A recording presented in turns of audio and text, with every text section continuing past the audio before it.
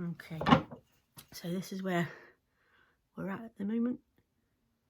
Okay, I've got a little bit to remove down here, a little bit more across the bottom, and the same at this stage.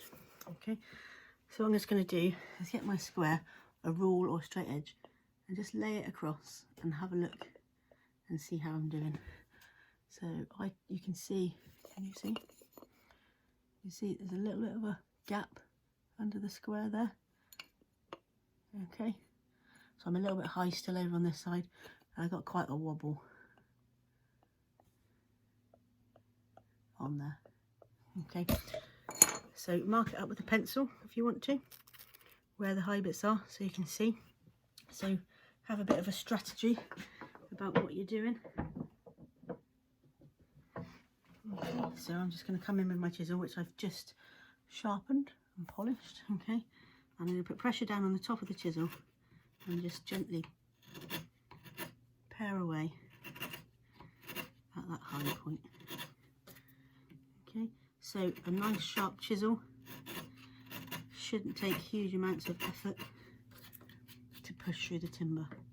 Okay, if you're having to push really hard and you feel like you're going to slip through, then you need to sharpen it, or you're either taking too much off. Okay, so you can see there, can you see how thin the little curly shaving is? Okay,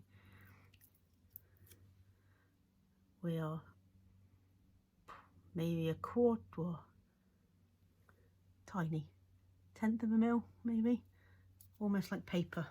Okay, so you should be always keeping 2 hands behind the timber, behind the chisel, sorry. Okay, so you can continue like that, paring your way down and just stopping and checking with a square or a rule how you're doing. So there's less wobble there now, there's still a little bit. Okay, and then I'm going to turn it round and work from this side.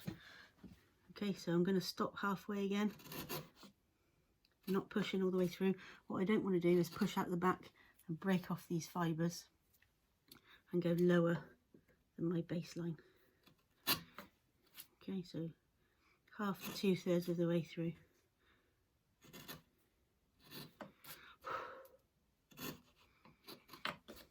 Okay, so like I say, you can continue with your chisel, just gently paring down. The less you take off, the quicker you'll go.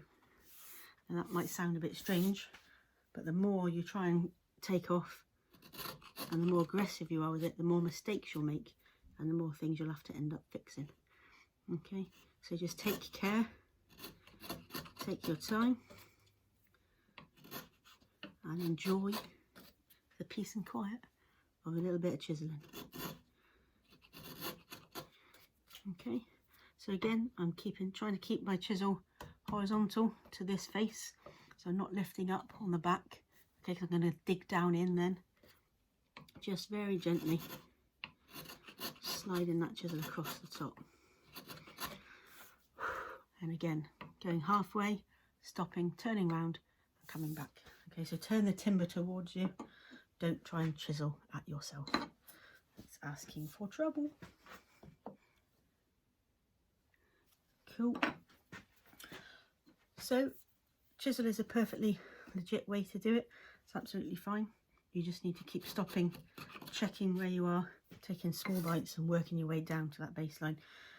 When you get close, you can use your square, put your stock up against here and just bring your square down into your timber and look where we might have some gaps. Okay, so there's this over here. I don't know if you can see. Okay, so this side over here is touching the square, this side isn't, so this is lower. So I'm going to come back to my high point and remove some of that and lower it down to your low point. Okay, so look for where your gaps are and take away the high bits. So you can continue and do that with your chisel, or if you're lucky enough to have something like a router plane. Okay, these are great little tools. The blade sticks at the bottom. Okay, so it's always parallel to the surface you're working on, which is ideal, which is what we want for this. So I'm just going to lower this down. So have a look at your surface and analyse where you think the highest point is, and then set this so there's a locking lever at the back. Okay, this is a Veritas one, but you can look out for them on eBay and things like that and give them a clean up. They do carry quite a good price, quite a good resale price, so if you do see one in pretty good condition, they're a good tool to have. So all I'm doing is I'm putting lots of pressure down on this flat surface, and I'm kind of pivoting, okay, and just going over my surface, taking off what I think is my highest point. So again, I'm only going halfway, and I'm going to come back from this side, lots of pressure down on this flat surface, and pivot that handle in.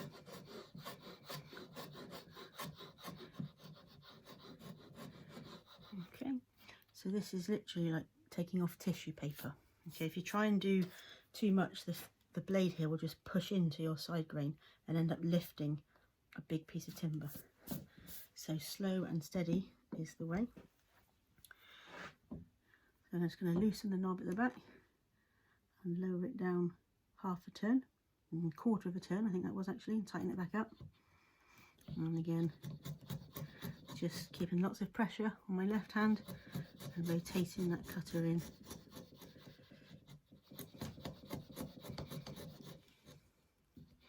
Now I'm going to keep lots of pressure on my right hand and come in from this side.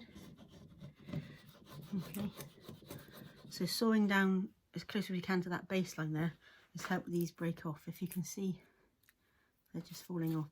If you haven't sawed down far enough, all these fibres will get caught and stuck in the corner. You'll have to come back with your chisel and just sever them off. Okay, so coming back from this side, it's not taking anything there.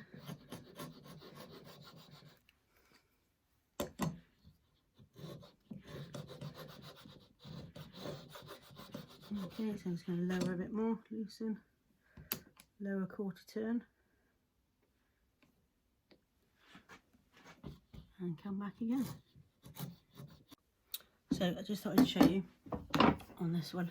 I haven't quite sawn down far enough as I needed to. It's only fractional, but these fibres aren't peeling off. They're getting stuck, jamming up, making it difficult to use the router plane. Okay, so if you do come across that, that's probably what it is. So what I'm going to do is just pop it back in the vise and come on and just cut those off.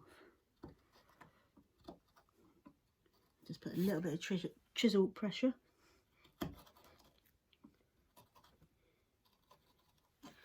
Okay, and then I should be good to come back in and cut those off.